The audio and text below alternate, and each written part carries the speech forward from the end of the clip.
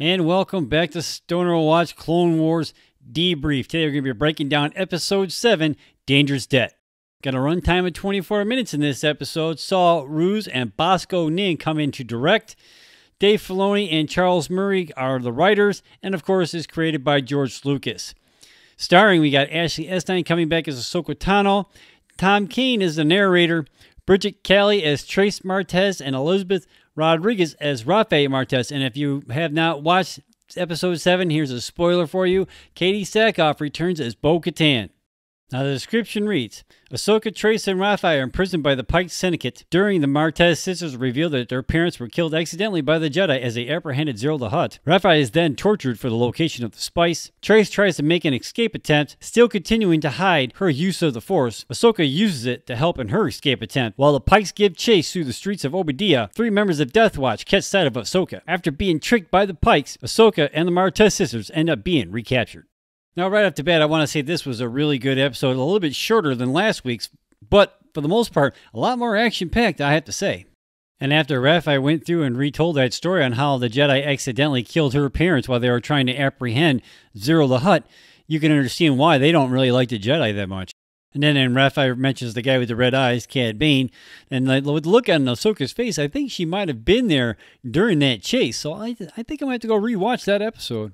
Because during her story, we find out not only did they not catch Ziro the Hutt, Cad Bane shot the engine to a cargo transport, and then when the Jedi tried to keep the cargo transport from crashing into a highly populated platform on the one side of the portal, on the other side of the portal where the cargo transport did end up crashing into, killing her parents. And then when the Jedi came back afterwards, and all they could say was like, well, we're sorry for the loss of your parents. I had to make a choice, but it's okay. The Force will be with you. And then the Pikes come in and they take Rafa away to find out the location of the spice. Now, it looks like they were going to torture her like by shocking her and stuff like that. It seemed like to be like a creepy, or at least a more creepy version of like when Han Solo was tortured over on Bespin during Empire Strikes Back. Or at least that's what I got out of it. And then when they tried to do the same thing with Trace. Now, I got to give her credit for this one. She actually pulled a fast one on him and actually was able to kind of escape.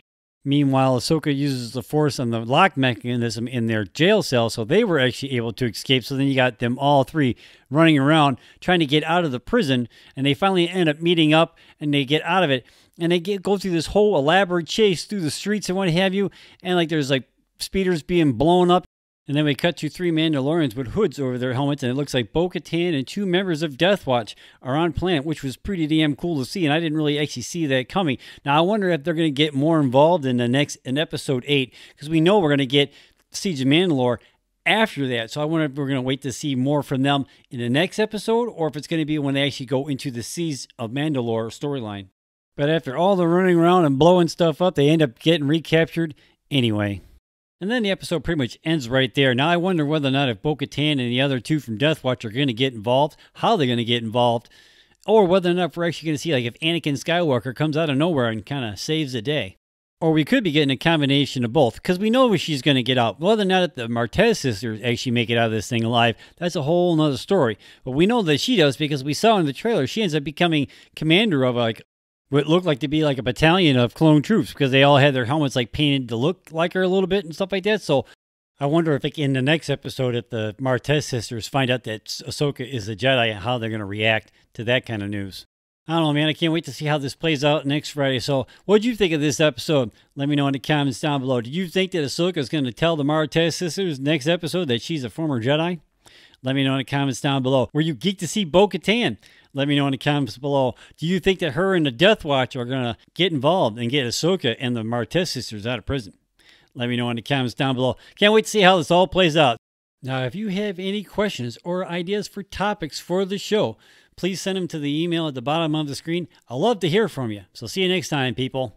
Peace. Make sure you click on that subscribe button so you can be notified every time I drop another video. Hey, while you're at it, check out one of my other movie review videos, or check out one of my drum cover videos. Give it a like, give it a share. Join in the discussion in the comments down below. Have a good day. Peace.